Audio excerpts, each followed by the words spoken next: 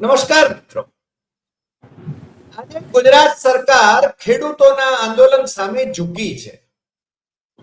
કૃષિ મંત્રી જીતુ વાઘાણી અડધી પડતી જાહેરાત કરીને ખેડૂતોને લાભ ખટાવ્યાની વાત વહેતી તો મૂકી છે, પરંતુ ખેડૂત આંદોલનકારો એનાથી બહુ ખુશ નથી. અને જ્યારે સરકાર તરફથી જાહેરાત કરવામાં આવી છે કે જમીનના ભાવના બમણા ભાવે વળતર ચૂકવાશે, ત્યારે ખેડૂત બહુ સ્પષ્ટપણે કહી રહ્યા છે કે કેન્દ્રના કાયદા મુજબ બમણા નહીં પરંતુ 4 ગણા ભાવ મળવા જોઈએ ખેડૂતોને. એટલું જ નહીં પરંતુ બીજી પણ કેટલીક માંગણીઓ છે. છતાં ખેડૂતો આજે વિજયોત્સવ પણ મનાવે છે, સાથે સાથે સાવચેતી પણ રાખે છે. પાલ આંબલિયા અને લાલજી દેસાઈએ આજે એમને જે રીતે એમનો વિડીયો બહાર પાડીને ખેડૂતો સુધી વાત પોતાની પહોંચાડી અને આંદોલન ચાલુ રાખવાની ધમકી પણ ઉચ્ચારી છે. એટલે મને લાગે છે કે ખેડૂતો આ સરકારી જાહેરાતથી કંઈ બહુ રાજી હોય એવું લાગતું નથી. પરંતુ આ વિશે આપણી સાથે વરિષ્ઠ તંત્રી દિલીપ પટેલ એ જોડાઈ રહ્યા છે અને દિલીપભાઈ આપણને જરા વિગતે વાત કરશે અને એનું વિશ્લેષણ પણ કરશે.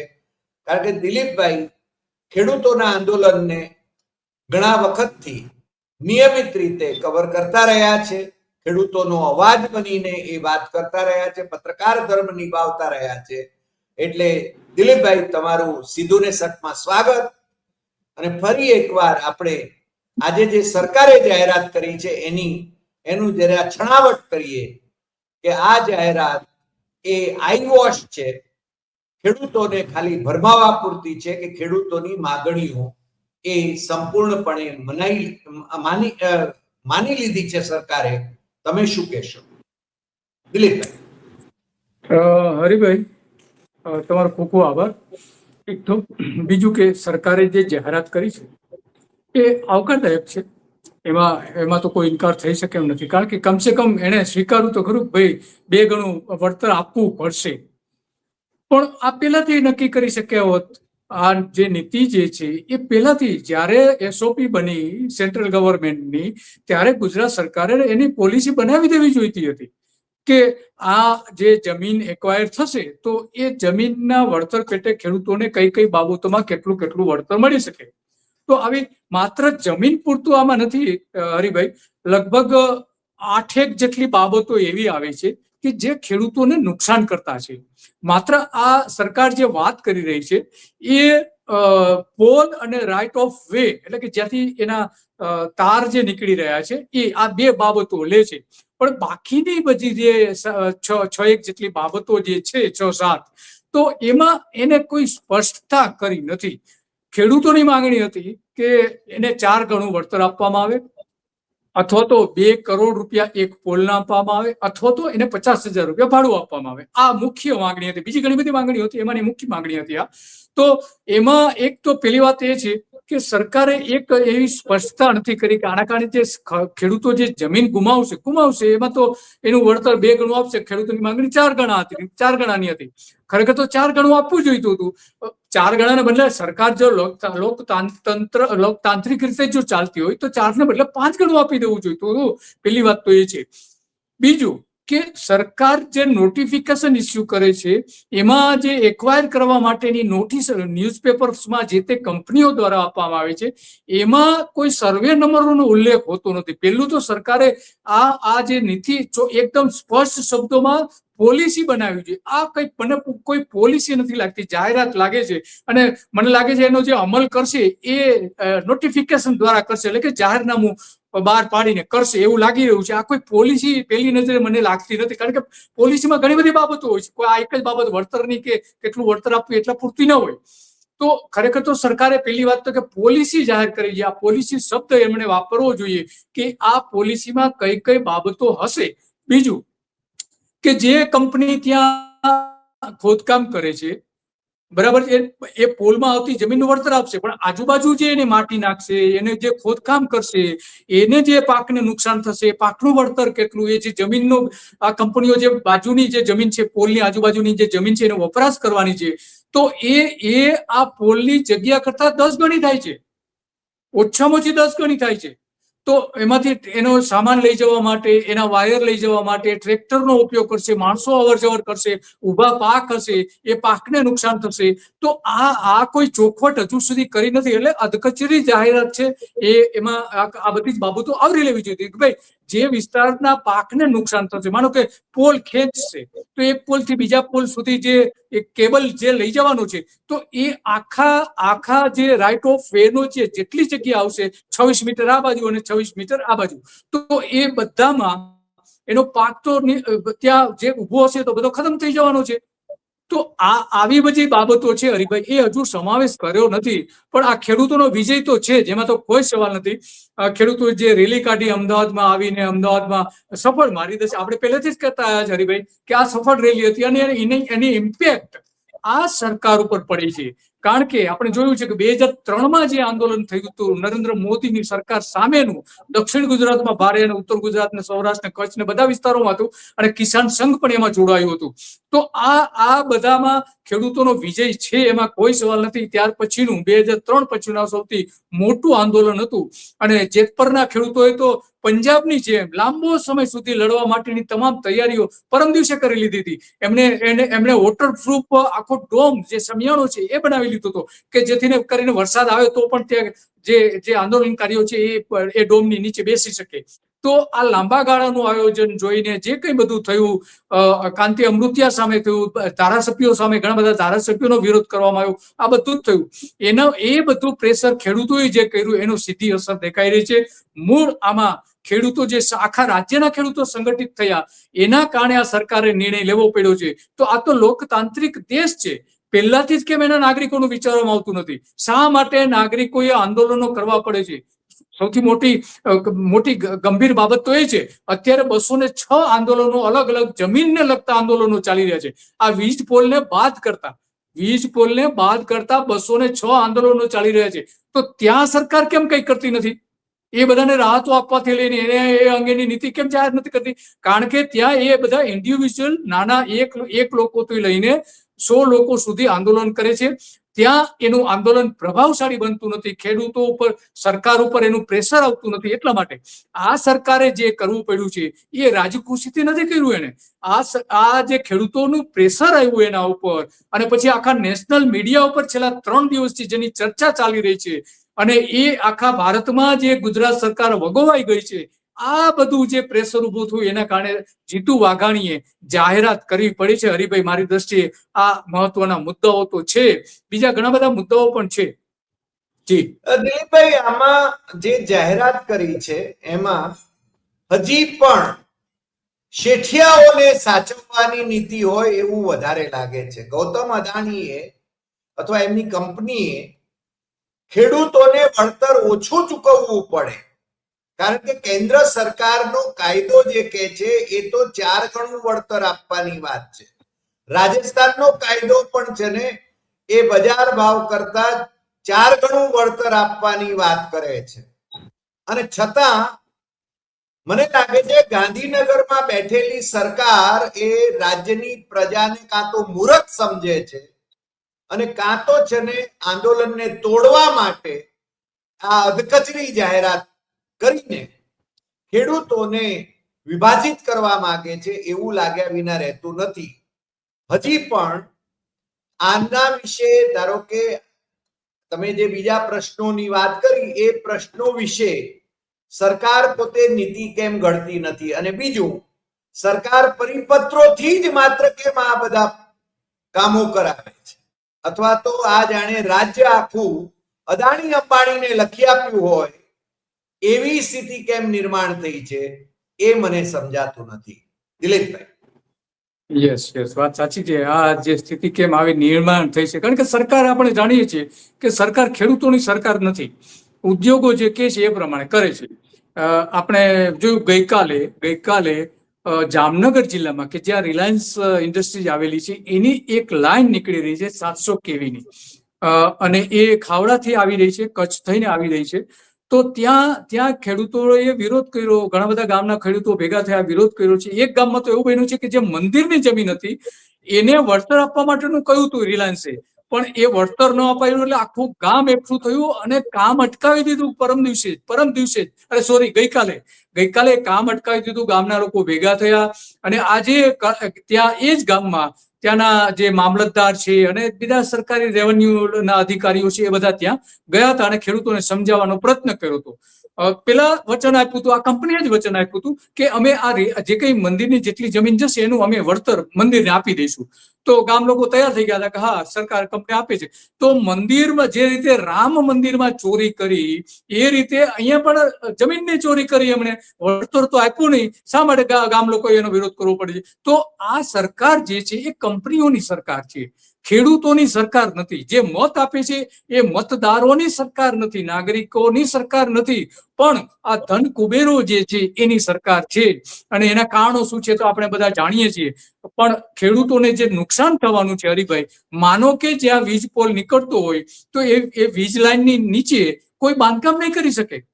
બાંધકામ ન કરવા માટેનો નિર્ણય છે, આદેશો અગાઉ જૂના આદેશો છે, આજકાલના નથી, પણ એના નીચે બાંધકામ કોઈ પણ જાતનું પાકું બાંધકામ નહીં કરી શકે. માનો કે ખેડૂતને ગોડાઉન બનાવવું છે તો ગોડાઉન નહીં બનાવી શકે. એ બધું જે નુકસાન થવાનું છે એ નુકસાનની ભરપાઈ કઈ રીતે થવાની? બીજું કે હમણાં અમદાવાદ જિલ્લાના મેં 5 ખેડૂતોના ઇન્ટરવ્યુ કરેલા હતા કે એના એક જ ખેતરમાં 1200 વૃક્ષો કાપી નાખવામાં આવ્યા.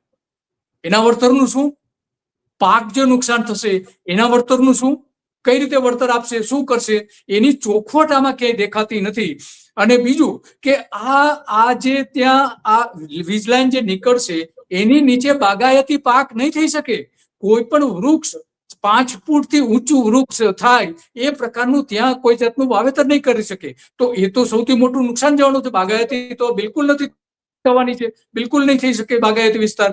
તો આ એક મહત્વનો પ્રશ્ન છે. અને મારી દ્રષ્ટિએ આ બધામાં સૌથી ગંભીર પ્રશ્ન જો કોઈ હોય તો તમને જે વાત કરી અમદાવાદ જિલ્લાના ખેડૂતોની, તો એમણે એવું કહ્યું હતું કે જેવી અહીંયા મારા ખેતરમાં વીજ લાઈન નાખાય એની સાથે મારે 2 પ્રશ્નો ઉભા થયા. હું જમીન વેચવા માંગતો હતો, કારણ કે અહીં વીજ લાઈન નીકળ્યા પછી મજૂરો કામ કરવા તૈયાર થતા નથી, એની વીજ લાઈન ચાલુ થઈ ગઈ છે. ત્યાં નીચે એટલો બધો અવાજ આવે છે, જે પાવર પાસ થાય છે એના કારણે અવાજ આવે છે અને એના કારણે એના આરોગ્યને નુકસાન થઈ રહ્યું છે. તો આરોગ્યના નુકસાનની એના વળતરનું શું? માનો કે ઉપરથી વીજ વાયર તૂટી જાય અને કોઈ મજૂર અથવા ખેડૂતનું નુકસાન થાય, અથવા તો જેને ભાડાપટ્ટીથી ખેતી કરે છે એને નુકસાન થાય, અથવા તો એમનું મોત થાય, તો શું? ખેડૂતોએ 18 કરોડની માંગણી કરી હતી કે આ વાયર તૂટે અને મરી જાય કોઈ, તેને 18 કરોડ આપવા. અને એ જે વાયર તૂટે એના કારણે પાક સળગી જાય, એનું શું? તો આ સરકારની એક તરફી જાહેરાત છે. વાસ્તવમાં ખેડૂતો સાથે ચર્ચા કરવાની જરૂર હતી. કિસાન સંઘે જેવું આવેદન પત્ર આપ્યું, વિરોધ કર્યો, એના 3જા દિવસે કેમ તમે આ નિર્ણય લીધો? અત્યાર સુધી આટલા બધા ખેડૂતોએ ઓછામાં ઓછા મારી દ્રષ્ટિએ 700 ગામના ખેડૂતોએ અત્યાર સુધીમાં આંદોલનો કર્યા છે, નાના પોતાના ખેતર પૂરતા અને પોતાના ગામ પૂરતા. તો આ 700 ગામના વિરોધ કર્યો હતો ત્યારે સરકાર ક્યાં હતી? સરકારે કિસાન સંઘને આગળ ધરીને કિસાન સંઘને બધો જશ મળે એટલા માટે આ કર્યું છે. પણ વાસ્તવમાં તો ખેડૂતોનો વિજય છે, કિસાન સંઘનો વિજય નથી. કારણ કે કિસાન સંઘ તો તે ભારતીય જનતા પાર્ટીને મજબૂત કરનારી સંસ્થા સાબિત થઈ ગઈ છે, થઈ ચૂકી છે ઓલરેડી, અને અત્યારે સરકારના ખોળામાં બેસી ગયું છે. તો એ જાહેરાત કરે અને તમે જાહેરાત કરો તો એનો મતલબ શું છે? તમે લોકોને છેતરી જ રહ્યા છો, પહેલી વાત. બીજું, જે તમને જે મૂળ મુદ્દાની વાત કરતો હતો કે એના જમીનના ભાવો સીધા 25% ઘટી જાય છે. જ્યાંથી આ થાંભલો નીકળે છે, વીજ વાયર નીકળે છે, એ જમીનના ભાવ 25% ઘટી જાય છે. માનો કે અમદાવાદમાં 25 લાખ રૂપિયા 1 વીઘાનો ભાવ હોય, તો એ જે 20 થી 25 લાખ રૂપિયા હોય અને માનો કે 10 લાખ રૂપિયા હોય, તો 10 લાખમાં સીધા એનો જે ઘટાડો થવાનો છે 25% પ્રમાણે આપણે ગણી શકીએ કે એને સીધું નુકસાન થશે અઢી લાખ 10% પ્રમાણે 2.5 લાખ પ્રમાણે. તો 5, 7, 8, 7 લાખ રૂપિયાનું સીધું એને નુકસાન થવાનું છે. તો એ નુકસાનની ભરપાઈ શું? જમીનના ભાવો ગગડી રહ્યા છે. સરકાર એવું કહે છે કે બજાર ભાવના 2 ગણા આપીશું. બજાર ભાવ એટલે શું?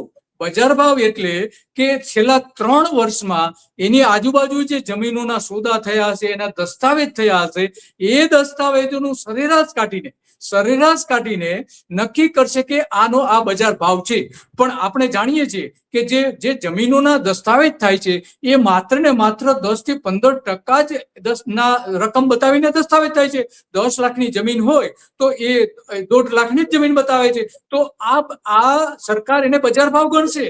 વાસ્તવિક બજાર ભાવ છે એ 25 લાખ છે અને સરકાર ગણશે 2.5 લાખ રૂપિયા માત્ર. એટલે આમાં ખેડૂતોને તો અન્યાય જ થવાનો છે. મારી દ્રષ્ટિએ આ જે જાહેરાતો કરી છે અધકચરી છે. આમાં સરકારે વધારે સામનો કરવો પડશે આ બધી બાબતોનો. એટલા માટે હજુ પણ એમની પાસે સમય છે અને એક પરિપત્ર જાહેર કરતા પહેલા એની નીતિ જાહેર કરે કે આ અમારી આખા ગુજરાતને લાગુ પડતી નીતિ છે. બજાર ભાવ એટલે શું એ એકદમ સ્પષ્ટ રીતે એને કહેવાની જરૂર છે. કારણ કે આપણે જોયું છે કે અત્યાર સુધી જે કઈ બજાર ભાવ ચૂકવવામાં આવેલો છે એ બજાર ભાવ જે એના દસ્તાવેજ થાય છે એ દસ્તાવેજના 2 ગણા આપશે, એનાથી વધારે નથી આપવાના. તો આ બધા મૂંઝવતા પ્રશ્નો તો છે હરિભાઈ. અને બીજી વાત કે આ જે વીજ લાઈન નખાશે ત્યાં એ કંપનીના જે કર્મચારીઓ છે, અધિકારીઓ છે, એ દર 3 મહિને એ વાયર નીચેથી પસાર થવાના છે. એ જમીન નીચેથી પસાર થવાનો છે. એમાં માનો કે કોઈ વેલા કે શાકભાજી કે જે કંઈ વાવેતર થયું હોય થોડું ઘણું, તો એ વાવેતરને નુકસાન થશે. એ ભરપાઈનું શું? કઈ રીતે ભરપાઈ કરશે એની? કારણ કે એના ઇન્સ્પેક્શન માટે, એની તપાસ માટે, જે બધું નક્કી કરશે કે ખરેખર આમાં કોઈ જોખમ છે નથી, એના માટે ઇન્સ્પેક્શન કરવા માટે આવવાના છે અને આવે છે. દરેક લાઈનમાં આ સિસ્ટમ અત્યારે જોવા મળે છે. તો આ દર 3 મહિને, દર 6 મહિને આ કંપનીના અધિકારીઓ, કર્મચારીઓ ત્યાંથી એના ખેતરમાંથી, જમીનમાંથી પસાર થશે અને પાકને નુકસાન થશે. ત્યારે શું? તો આવા ઘણા બધા મુદ્દાઓ હરિભાઈ છે કે સરકાર એના વિશે મૌન છે. એટલે કે આ ખરેખર જે જાહેરાત કરી છે એ માત્ર ને માત્ર ખેડૂતોને મારી દ્રષ્ટિએ 5% જ રાહત આપવા જેવી છે, આપી શકશે. બાકી 95% તો ખેડૂતોને આમાં હજુ નુકસાન થઈ રહ્યું છે. અને એટલા માટે ખેડૂતો આંદોલન ચાલુ રાખવાની જાહેરાતો કરી રહ્યા છે. અલગ અલગ જ્યાં આંદોલનો ચાલી રહ્યા છે, પાલભાઈએ પણ જાહેરાત કરી છે અને આપણે દેસાઈએ પણ જાહેરાત કરી છે. તો આ બંનેએ તો જાહેરાત કરી ચૂક્યા છે કે અમારું આંદોલન ચાલુ રહેશે. કારણ કે એના મુદ્દાઓનો તો સ્વીકાર કરવામાં આવ્યો નથી. 4 ગણા ભાવ અને 2 કરોડ વીજળીના પોલ દીઠ 2 કરોડ આપવાથી લઈને બીજા ઘણા બધા પ્રશ્નો છે. એના વીમાનું શું? વીમો સૌથી વધારે મજબૂત એ બનશે કે એનું ઇન્સ્યોરન્સનું શું? કઈ કંપની એનો ઇન્સ્યોરન્સ ખેડૂતોનો લેશે? અથવા તો કંપનીઓ એનો ઇન્સ્યોરન્સ લેશે ખરી ખેડૂતોની? કે ભવિષ્યમાં માનો કે તાર તૂટી જાય અને કોઈનું મોત થાય તો એના ઇન્સ્યોરન્સ માટેની? તો આવી ઘણી બધી બાબતો છે. બીજું કે એક સળગતો મુદ્દો એ છે કે સરકારની હંમેશા માટે નીતિ રહી છે કે જ્યાં ખરાબાની જમીન હોય એનો જો ઓપ્શન મળતો હોય ત્યાં એનો વિકલ્પ વિચારવાનો. પહેલી પસંદગી ત્યાં કરવાની, પછી જે ફળદ્રુપ જમીન છે એનો ઉપયોગ કરવો. તો અત્યારે જ વીજ લાઈન નખાઈ રહી છે ગુજરાતના દરિયાકાંઠે, આરામથી નાખી શકાય એવી છે. દરિયાના કાંઠે જ્યાં ખારી જમીન છે, ઓછી જમીન છે, ઓછી ફળદ્રુપ જમીન છે, ત્યાં નાખી શકાય એમ છે. ત્યાં નાખવામાં આવતી નથી. આ બંને કંપની એવું કરી રહી છે. બંને કંપનીની લાઈન કચ્છના રણમાંથી નીકળતી હતી. મૂળ લાઈન જે હતી એમાંથી નીકળતી હતી. એનું એલાઇનમેન્ટ બદલી નાખવામાં આવ્યું અને જ્યાં જે ફળદ્રુપ જમીનો હતી ત્યાં મૂકી દેવામાં આવી લાઈન. કેમ?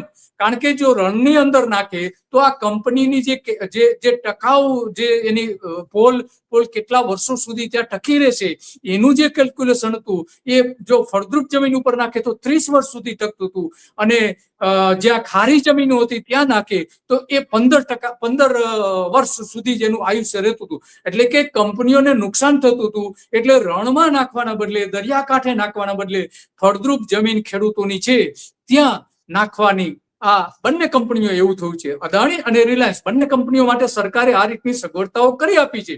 તો આવી ઘણી બધી ખામીઓ છે હરિભાઈ મારી દ્રષ્ટિએ. અને આ નીતિ છે એમાં ફેર વિચારણા સરકારે કરવી પડશે, એમાં કોઈ સવાલ નથી. કારણ કે ખેડૂતો આ સ્વીકારવાના નથી. ભલે એમનો વિજય થયો છે કે સરકારે કમસે કમ નમતું જોખવું પડ્યું છે, નીચે જોવા જેવું થયું છે કે અત્યાર સુધી કોઈ જવાબ નતા આપતા આના સંદર્ભમાં કમસે કમ એટલું તો એમને કેબિનેટમાં ચર્ચા કરીને પછી જાહેરાત તો કરવી પડી છે 3 દિવસ પછી, લાંબી વિચારણા પણ કરી હશે, એમાં કોઈ સવાલ નથી. તો આ જાહેરાત અધકચરી છે અને ખેડૂતોને માત્ર 10% જેટલો ફાયદો મળશે, 5% જેટલો ફાયદો મળશે, એનાથી કોઈ વધારે ફાયદો મળવાનો નથી. જી સાચી વાત છે દિલીપભાઈ, આપે બહુ સરસ રીતે વિશ્લેષણ કર્યું. રાજ્ય સરકાર એ આભાસી ફાયદો અપાવવાની વાત કરે છે ખેડૂતોને, અને ખેડૂતોનું આંદોલન એને તોડવાની કોશિશ કરતી હોય એવું લાગે છે. મને લાગે છે કે ગઈકાલે જ મુંબઈ હાઈકોર્ટના જસ્ટિસ માધવ જામદારે જે ચુકાદો આપ્યો છે એ ચુકાદો એટલો બધો બોલકો છે કે લોકોને આંદોલન કરવાનો અધિકાર છે અને પોલીસ તંત્ર એ મુખ્યમંત્રી કે વડાપ્રધાનનું નોકર નથી, જાહેર સેવક છે, એ બાબત પણ એમણે છે ને બહુ સ્પષ્ટ કરી છે. એટલે મને લાગે છે ખેડૂતોનું આંદોલન એ ચાલુ રહે તો એમાં કશું જ ખોટું નથી, પણ ખેડૂતો આંદોલન કરે અને વાવણી ટાણે એમનો સમય બગડે એને બદલે રાજ્ય સરકાર પોતે જ એક નીતિ તરત જ જાહેર કરે, 24 કલાકની અંદર એ નીતિ જાહેર કરી શકે એમ છે. અને જમીનની બજાર કિંમતના 4 ગણા ભાવ આપવાની, વળતર રૂપે આપવાની પહેલી જાહેરાત એને કરવી જોઈએ એવું આપણે દ્રઢપણે માનીએ છીએ. એ ઉપરાંત તમે જે ખેડૂતોને જે નુકસાન થાય એવા જે મુદ્દાઓ ગણાવ્યા એ મુદ્દાઓને પણ ધ્યાને લેવા જોઈએ. મને લાગે છે કે આપણે ખેડૂતોના પક્ષે છીએ, ખેડૂતોને ન્યાય મળવો જોઈએ, કારણ કે એ અન્નદાતા છે અને ખેડૂતોને આપણે અન્નદાતા જો ગણતા હોઈએ તો એમને બિચારા બાપડા ન ગણી શકાય. સરકાર છે ને એમના ઉપર કોઈ ઉપકાર કરતી નથી. આ કંપનીઓ નો ઉપકાર કદાચ રાજ્ય સરકાર અથવા રાજ્ય સરકારના પક્ષ ઉપર હશે, પરંતુ એને એ અને હરિભાઈ આ એક મુદ્દો હરિભાઈ એ રહી ગયો કે આ કંપનીઓ જે છે, માનો કે અદાણી જે છે એ 30 ગીગાવોટ ખાવડામાં એનો પ્રોજેક્ટ છે, વિન્ડ આધારિત અને સોલર આધારિત, બરાબર છે. તો ત્યાં જે એને ઇન્વેસ્ટ કરેલું છે એમાંથી જે એને પ્રોફિટ મળવાનો છે, દર વર્ષે 1 લાખ કરોડ રૂપિયા પ્રોફિટ મળવાનો છે. તો એ જે પ્રોફિટ કમાવાની છે અને જે રોકાણ કર્યું છે જે કંપનીઓએ, એને 3 વર્ષમાં તો રિટર્ન થઈ જવાનું છે એનું રોકાણ. તો ખેડૂતોને શા માટે ન આપી શકે? એમની જે મુખ્ય કમાણીનું જે સાધન છે એનો પ્રોજેક્ટ નથી, આ ખેડૂતોનું ખેતર છે. એ ખેતરમાં ખરેખર તો એને વધારે વળતર આપવું જોઈએ, એને મૂડી રોકાણ ગણીને આપવું જોઈએ કે આ અમારું મૂડી રોકાણ છે. એ મૂડી રોકાણ તરીકે એને બતાવવું જોઈતું હતું, પણ એ મૂડી રોકાણ તરીકે બતાવ્યું નથી. બીજું કે અંગ્રેજ સમયનો જે કાયદો લાગુ પડેલો છે એ તાત્કાલિક ધોરણે આ સરકાર જાહેરાત કરે કે ભાઈ એ કાયદા હેઠળ અમે આ જમીન એક્વાયર નહીં કરીએ, 2013 નો જે કાયદો છે એનો 100% અમલ કરીશું, તો આ સાચી સરકાર છે. બાકી ખેડૂતોને છેતરનારી સરકાર છે, એમાં તો કોઈ સવાલ નથી. જી હરિભાઈ. સાચી વાત છે દિલીપભાઈ, આપની સાથે હું સંમત છું અને આપ અમારી સાથે જોડાયા અને આ વિશ્લેષણ કર્યું ખેડૂતોના હિતમાં, પ્રજાના હિતમાં, માત્ર ખેડૂતોના નહીં, ગુજરાતની પ્રજાના હિતમાં. આપણે વિકાસના સમર્થક છીએ, પરંતુ ખેડૂતોના ભોગે નહીં. આજે આટલી વાત, ફરી મળીશું નવા એપિસોડમાં નવા વિષય સાથે. નમસ્કાર.